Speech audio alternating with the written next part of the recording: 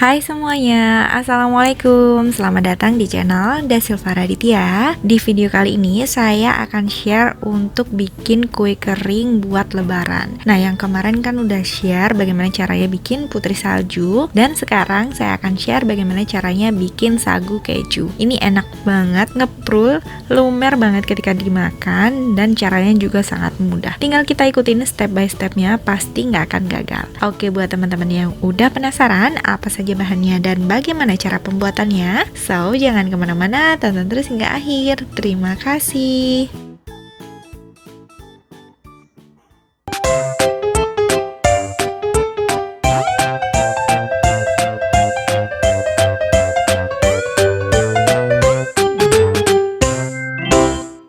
Oke, ini dia bahannya untuk membuat sagu keju kali ini. Nah, untuk membuat sagu keju saya menggunakan tepung tapioka. Di sini saya menggunakan tepung tapioka sebanyak 350 gram. Nah, kalau misalnya teman-teman mau pakai tepung sagu juga boleh.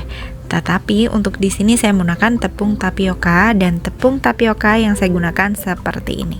Oke, tepung tapioka udah selesai. Lanjut ke bahan berikutnya. 150 gram gula halus, atau misalnya mau menggunakan gula pasir yang dihaluskan juga boleh.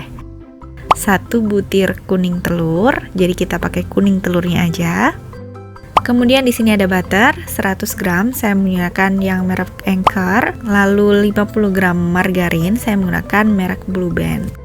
50 ml santan kental instan, 2 lembar daun pandan. Kemudian di sini kejunya. Nah, untuk kejunya bisa milih nih, mau menggunakan keju edam atau menggunakan keju cheddar. Kita gunakan kejunya sebanyak 100 gram. Jadi teman-teman tinggal pilih salah satu, mau menggunakan keju edam atau keju cheddar.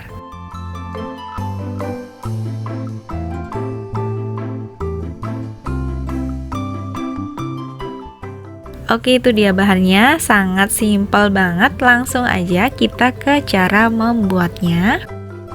Yang pertama, di sini kita akan sangrai tepung tapiokanya dengan daun pandan. Nah, untuk daun pandannya di sini akan saya potong-potong seperti ini. Kemudian ini akan kita sangrai dengan api yang sangat kecil sampai dia daunnya mulai kering. Jangan terlalu lama, maksimal 8 menit aja udah cukup menurut saya. Kalau lebih dari itu, nanti sagu kejunya semakin mudah rapuh atau terlalu ngeprul ya teman-teman. Kemudian setelah selesai, kita dinginkan, lalu kita sisihkan. Lanjut kita ke langkah berikutnya, kita akan parut kejunya. Untuk keju yang saya gunakan adalah keju edam. Kalau misalnya teman-teman mau lebih ekonomis, bisa menggunakan keju cheddar.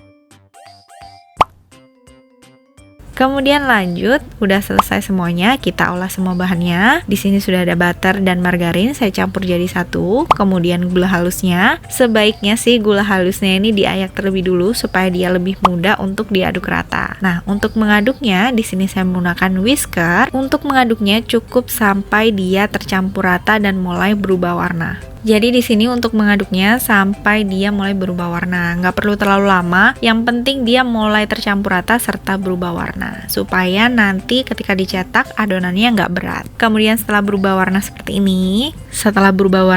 ini, lalu kita akan masukkan telurnya. Nah, untuk kuning telurnya ini kita akan aduk sampai cukup tercampur rata aja, nggak perlu terlalu sampai diaduk banget. Kemudian kita masukkan keju edam yang udah kita parut tadi, atau misalnya mau menggunakan keju cheddar juga boleh. Setelah kita masukkan, kita tambahkan santan kental instannya di dalam sini. Kemudian kita akan aduk sampai cukup tercampur rata aja, jadi nggak perlu terlalu kuat. Setelah tercampur rata, baru kita masukkan tepung tapioka yang udah kita sangrai tadi. Nah, tepung tapiokanya ini harus benar-benar dingin, jangan sampai dia masih hangat atau masih sedikit panas, nggak usah. Jadi harus benar-benar dingin banget. Selain harus benar-benar dingin, untuk mengaduk tepung tapiokanya ke dalam adonan butternya ini jangan terlalu kuat, supaya nanti untuk kue keringnya itu dia nggak terlalu keras, jadi pas ngeprul gitu. Jadi bukannya keras, tapi ngeprul, lembut, serta lumer. Selain itu, untuk mencampur tepung tapioka yang udah disangrai juga sedikit demi sedikit. Jadi jangan langsung banyak semuanya, supaya nanti ketika kita mengaduk mudah untuk tercampur rata dan juga mudah untuk mengaduknya. Nah, kalau udah selesai tercampur rata semuanya seperti ini, kemudian ini akan saya masukkan ke dalam piping bag atau plastik segitiga seperti ini untuk saya cetak. Saran saya sih lebih baik masukkan semua adonannya ke dalam piping bagnya supaya nanti adonannya nggak kering. Tapi kalau misalnya piping bagnya ini kecil dan akhirnya harus dibagi dua atau dibagi beberapa bagian, nah untuk adonannya ini saya sarankan supaya ditutup dengan kain atau apapun supaya adonannya nanti nggak kering.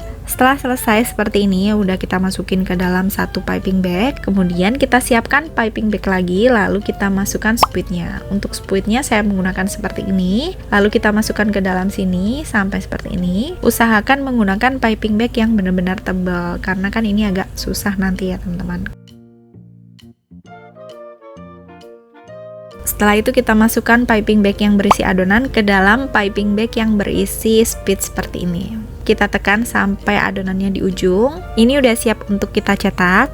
Kemudian di sini saya sudah siapkan loyang. Nah, di sini saya akan oles margarin terlebih dulu sebelum saya kasih baking paper.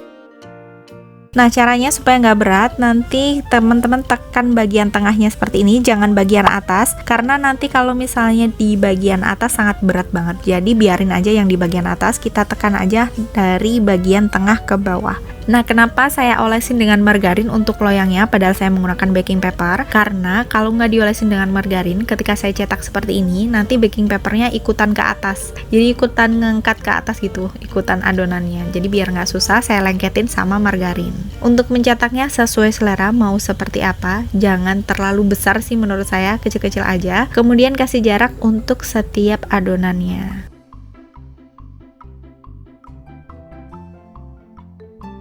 Nah, ini udah selesai semua, kemudian ini akan kita oven.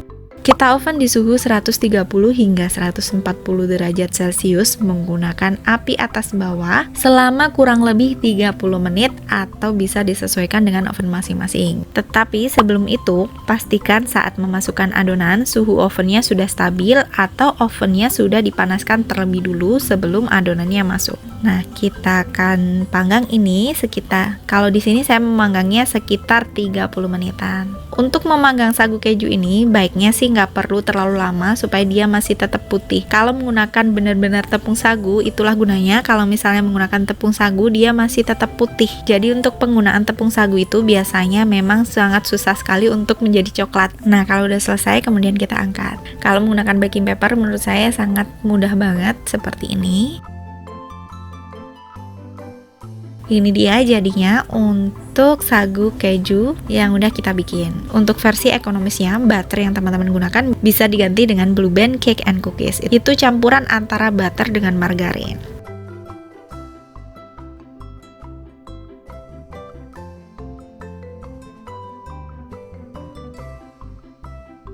Nah, saya akan kasih contoh misalnya tidak menggunakan baking paper. Jangan khawatir buat teman-teman yang tidak mempunyai baking paper. Loyangnya hanya diolesin dengan margarin pun juga nggak apa-apa, nggak masalah. Bisa aja tetap jadi. Setelah diolesin dengan margarin seperti ini, kemudian tinggal kita cetak. Sesuai yang saya bilang tadi, mencetaknya untuk menekan adonannya ini dari bagian tengah ke bawah. Jangan dari bagian atas karena memang akan sangat berat jika ditekan dari bagian atas.